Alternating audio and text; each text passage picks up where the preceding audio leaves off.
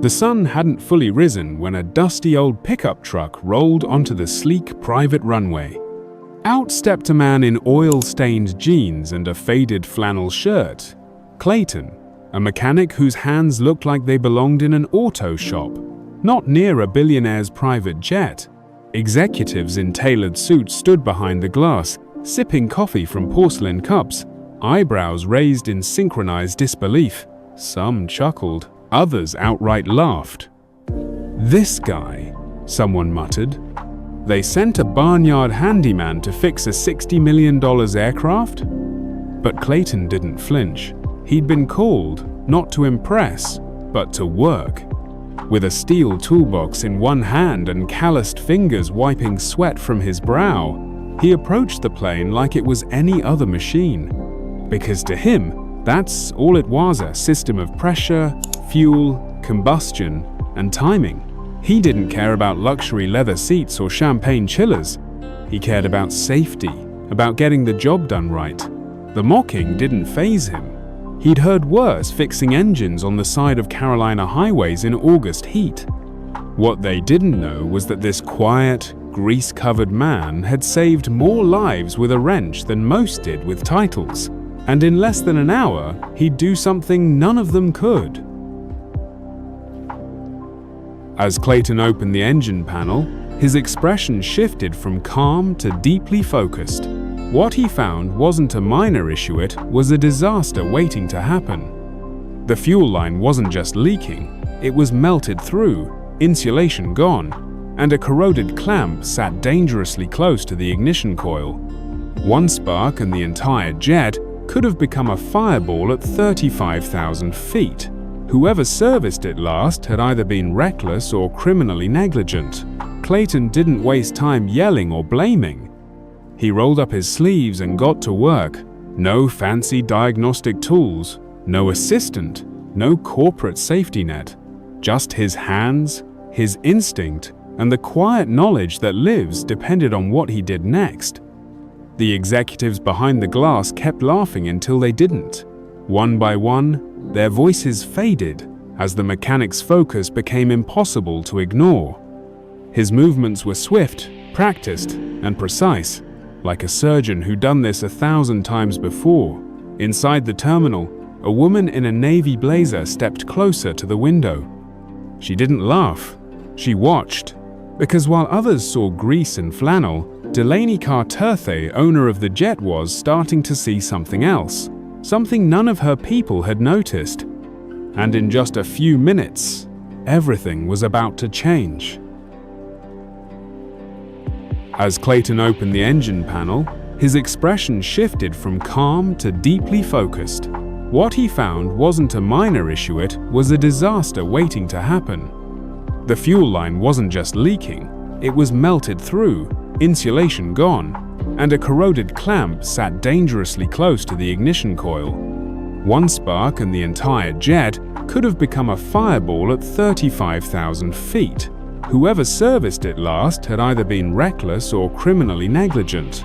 Clayton didn't waste time yelling or blaming. He rolled up his sleeves and got to work. No fancy diagnostic tools, no assistant, no corporate safety net. Just his hands, his instinct, and the quiet knowledge that lives depended on what he did next.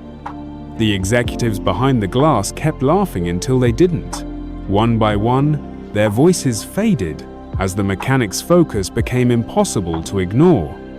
His movements were swift, practiced, and precise, like a surgeon who'd done this 1,000 times before. Inside the terminal, a woman in a navy blazer stepped closer to the window. She didn't laugh, she watched, because while others saw grease and flannel, Delaney Carterthe, owner of the jet, was starting to see something else, something none of her people had noticed. And in just a few minutes, everything was about to change. The moment the engine roared back to life, the terminal went silent. The suited men who had mocked Clayton now stood frozen, their laughter choked mid-breath. The hum of the jet pulsed like a heartbeat, steady and strong. Clayton wiped his hands on an old rag, slung his tool bag over his shoulder, and turned to walk away. No celebration, no gloating.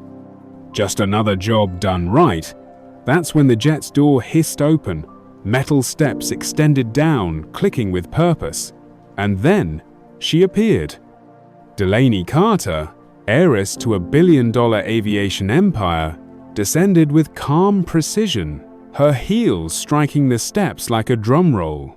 Everyone inside watched, breath held. She didn't look left. She didn't look right.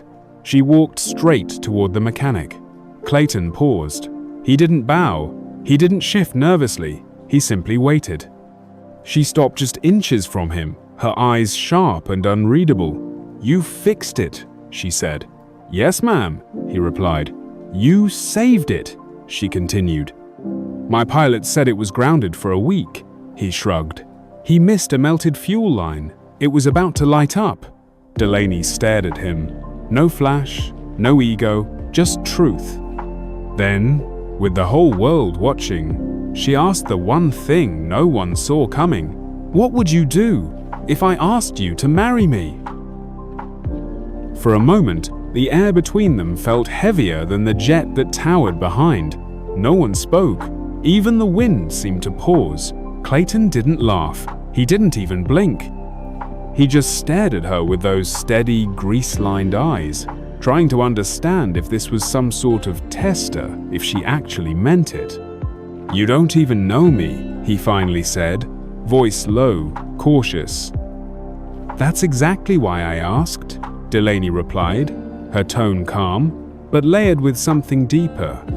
"I've been proposed to more times than I can count be men in boardrooms who memorized my portfolio, not my name." Clayton tilted his head. "And you think marrying a mechanic is the answer?" She stepped closer, lowering her voice. "I think marrying someone who didn't try to impress me is." He looked down at his oil-stained hands, then back at her.